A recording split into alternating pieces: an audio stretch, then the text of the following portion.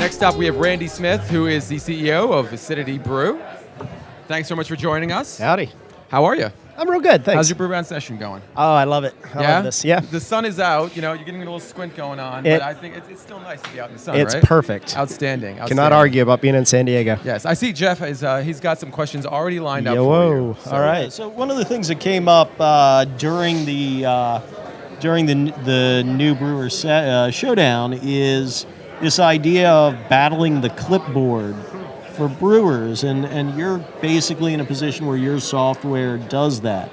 So why don't you tell us a little bit about the difference? Wow, that's right off the bat. I'm not sure that, yeah, there you go. I'm not sure that I kind of buy the argument that the clipboard has to go away. I'm definitely a technology guy, no question about it, but I think there's some great uses of technology, and then there's some times in which it just gets in the way.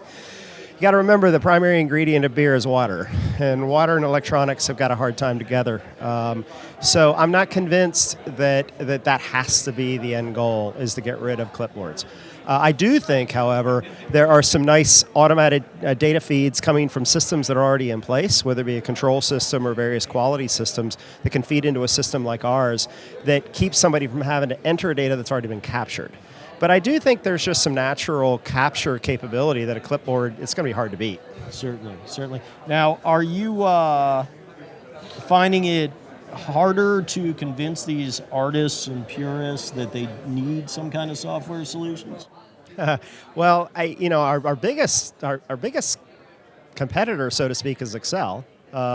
Because it's already on the desktop. So I don't really think the discussion is much about whether they need to do something, whether they need to capture the data or report it somewhere. It's what tool should they use.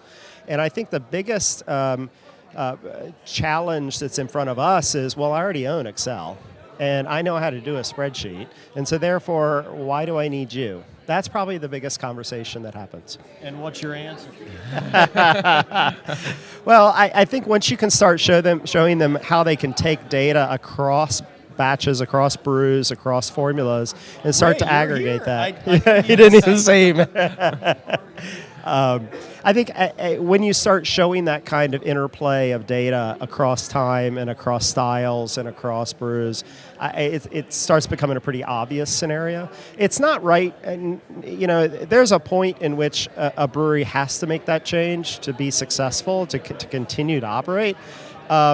But that's different on a brewery-by-brewery basis. And so what we really want to do is have that conversation of, here's an option, here is something you can do when you're ready to do that. Use Excel, absolutely. But there's going to be a time in which you've built a really big system in Excel that isn't going to go anywhere. So we know it's not by size, but usually what's the crisis that drives a brewery into your waiting software arms? Inventory control, by far. When they are spending more time counting inventory than brewing beer. Sure. That's probably the biggest. And then we start going from there, scheduling. We forgot to brew something, or we lost track of this order, or we shorted a distributor. That's probably the next would be scheduling, I would say. And does it sync back to operations? Well, sure. Yeah. I mean, I think a well-laid plan allows a brewery to run more efficiently. And people are happier when they know that on Monday I'm doing this, on Tuesday I do this, on Wednesday I do this. And if you don't have a system in place, whether it's manual Excel or our system, you start chasing your tail and becoming really inefficient. And when people are inefficient, they don't like that. And so there's a bit of a peace of mind of getting it done and getting it done right the first time. So yes, I do think from an operations perspective, especially on the scheduling side, that it has big Now, you're benefits. very much one of the people that's on the ground, seeing what's going on in the craft beer industry, kind of like the folks from Brewbound, our reporters from Brewbound.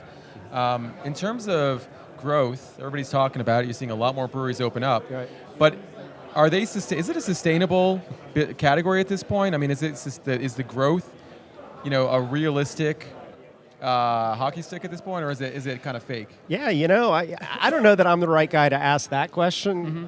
Folks before me probably are, but I think from my perspective that hyperlocal is absolutely here. At some level, breweries are going to be I think, more successful in that hyper-local environment than, say, the national level. If I were opening a brewery, which I couldn't imagine doing, but if I were, that's what I'd be focused on. Okay. So, yeah, so I guess I would say that the number of breweries will continue to increase because there's a lot of locales that will support them.